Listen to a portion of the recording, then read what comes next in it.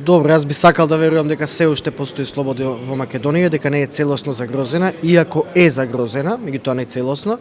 Прашањето на слобода е тесно врзано со прашањето на стравот и прашањето на храброста, токму тоа и ќе зборуваме на оваа денешна трибина.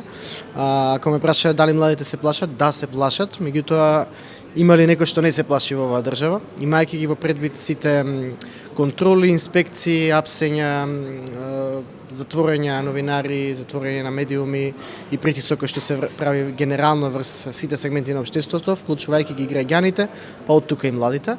Јас само ќе запрашам, може ли младите да не се плашат ако живеат во студентски домови со мувла и со кровови кои што протекуваат? Можат ли младите да не се плашат ако на улица не може да се израза слободно, но и покрај тоа, и покрај стравот кој што постои не само кај младите, кај сите, јас верувам дека во младите има огромна доза на храброст. Ако немаше храброст, немаше да излезат на улица и да бараат расветлување на убиството на Мартин Ешковски. Ако немаше храброст, немаше да излезат сите младински организации да бараат повлекување на предлог законот за млади и да издействуваат повлекување на предлог законот за млади. И токму таа храброст денес доведе до ситуација да младинските организации основаат Национален младински совет.